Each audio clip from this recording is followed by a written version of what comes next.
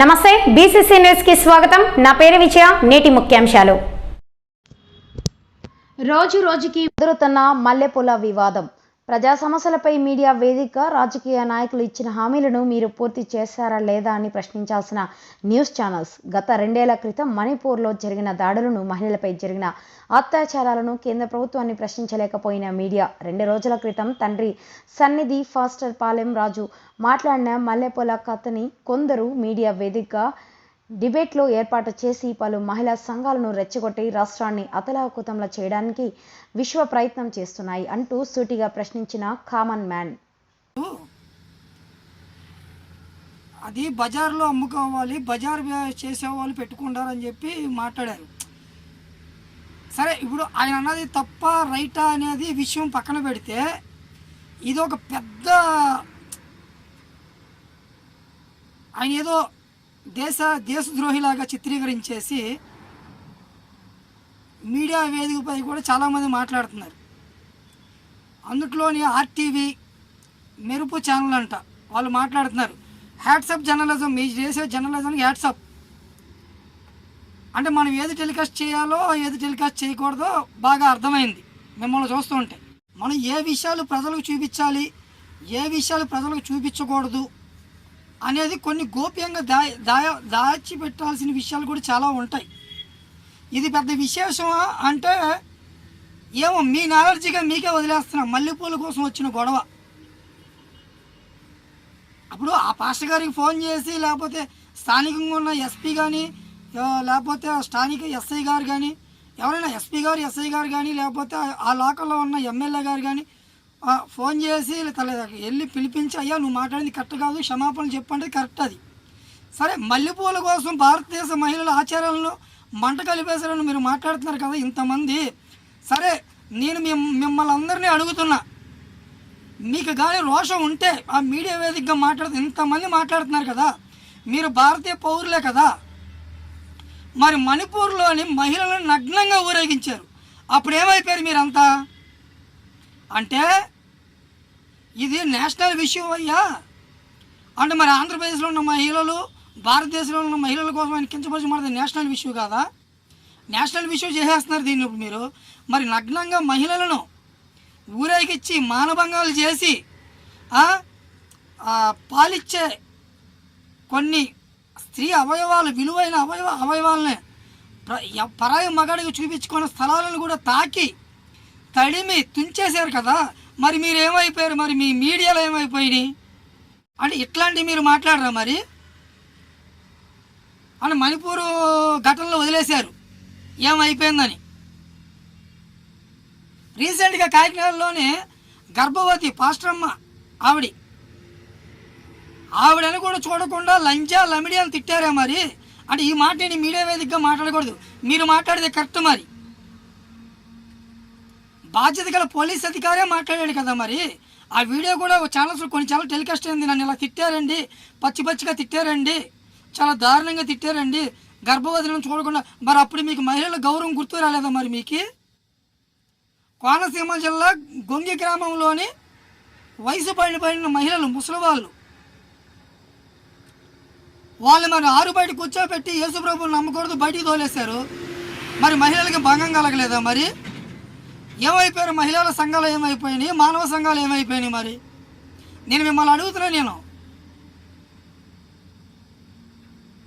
చిన్న విషయాలు కూడా పెద్ద చేసేసి దేశాన్ని నాశనం చేస్తున్నారు అంతే మీరు। అంటే ముందుగా నేను జర్నలిస్టులకు చెప్తున్నా, జర్నలిస్టు సంఘాలకు చెప్తున్నా, పెద్ద మీడియా యాజమాన్యాలకు కూడా చెప్తున్నా, మీరు కవర్ చేసే వార్తలు ఒకప్పుడు జర్నలిస్టులు వేరు, ఇప్పుడు జర్నలిస్టులు వేరు। అక్షరాలు అమ్ముకుని నడవద్దు, అక్షరాలను నమ్ముకుని నడవండి జర్నలిజం అంటే। ప్రజలు చాలామంది సమస్యలతో చాలామంది బాధపడుతున్నారు। అసలు జర్నలిజం అంటేనే జనం కోసం పనిచేయాలి, ఆ జనం కోసమే మనం ఉన్నది। టైటిల్స్ పెట్టద్దు మీ ఛానల్స్ ముందు, మీ సమస్య మా ఆయుధం టైటిల్స్ పెడతారు, ప్రతి సమస్యను మేము పరిష్కరి। మరి ఈ నీతి కబుర్లు ఇలాంటి గట్టి మాటలు చెప్పేటప్పుడు మీరు గట్టిగా ఛానల్స్ నడపాలి, నడపలేదనుకో మీ పరువు పోతుంది।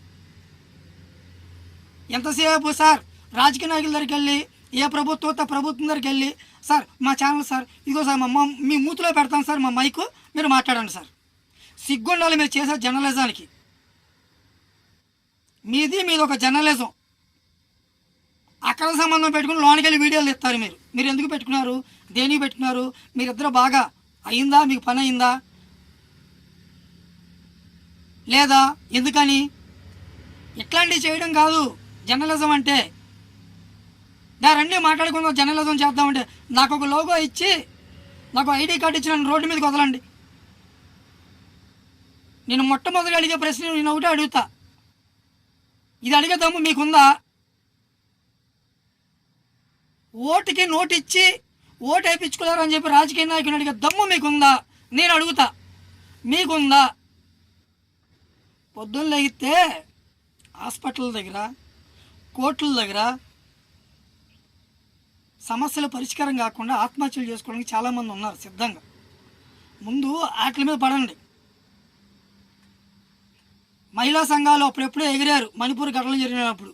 ఈ రోజు వరకు ఆ సమస్య ఏమని తెలియదు. ఈ రోజుగా మంట రగులుతూనే ఉంది అక్కడ. తెలుసా మీకు?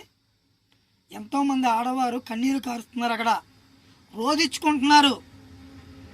ఆ రాష్ట్రం నుంచి వచ్చిన తరువాత ఎట్లా తయారైపోయారంటే ప్రతి ఒక్కరు పోస్టులు పెట్టేయడం, వీడియోలు ఫోటోలు పెట్టేయడం, హల్చల్ చేసేయడం.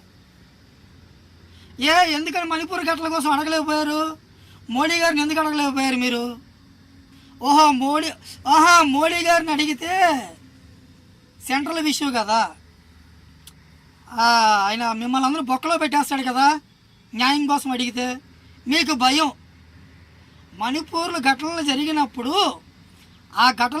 నేను అక్కడి నుంచి పారిపోయి వచ్చేసాం. నేను ఒక లారీ డ్రైవర్ని. ఆ బేకరాలు తట్టుకోలేక మేము పారిపోయాం అక్కడి నుంచి. నాకు అడగండి, చెప్తా మణిపూర్లో ఏం జరిగిందనేది. నేను చెప్తా మణిపూర్లో దేనికోసం గొడవలు జరిగిందని. స్థల వివాదాలు అంటే భూ వివాదాన్ని తీసుకెళ్ళి మతపరంగా చేశారు. అంటే అక్కడ మహిళలు మీకు జ్ఞాపకం చాలా, ఎందరో మహిళలను తక్కువ చేసి ప్రభుత్వ అధికారులే మాట్లాడుతున్నారు, నీచంగా మాట్లాడుతున్నారు, రాజకీయ నాయకులే మాట్లాడుతున్నారు ఈ దేశంలోని. మీకు తెలుసు మీకు ఎవరేం జరుగుతుంది. అప్పుడు మీకు దేశం గుర్తు రాలేదు, దేశ సాంప్రదాయాలు మీకు గుర్తు రాలేదా? మహిళలు గౌరవించాలని ఏదైనా మాట్లాడాలంటే, మీడియా వేదికగా మాట్లాడాలంటే ముందు ప్రిపేర్ అయ్యండి. మాలాంటి వాళ్ళు ఎవరో ఒకరు తగులుతుంటారు ఫేస్బుక్లో. మాలాంటి వాళ్ళు తగిలినప్పుడు తెల్ల రేషన్ కార్డు పట్టుకుని తెల్లగా చూడాలి మీ మొహాలు. మీరు మీ మానవతావాదులు మాట్లాడుతున్నారు. నేను పాస్టర్ గారు మాట్లాడిందని సమర్థించట్లేదు. అసలు ఆయన దేనికోసం మాట్లాడాలో మనం తెలుసుకోవాలి, ఏ సందర్భంలో మాట్లాడాలో తెలుసుకోవాలి. ఆ రాష్ట్రం నుంచి ఎంతమంది ఆటగాళ్ళు వచ్చారు తెలుసా? క్రీడా రంగం నుంచి ఆ రాష్ట్రం ఎంతో ఇచ్చింది దేశానికి. బాక్సర్లు ఉన్నారు. ఏం తెలుసు మీకు? పచ్చని రాష్ట్రం అది. తగలబెట్టేస్తున్నారు, తగలబడిపోయింది అది. ఈ రోజు వరకు నివేదిక తేల్చలేకపోయింది. సుప్రీంకోర్టు ఏమంటుంది? ఆధార్ కావాలంటుంది.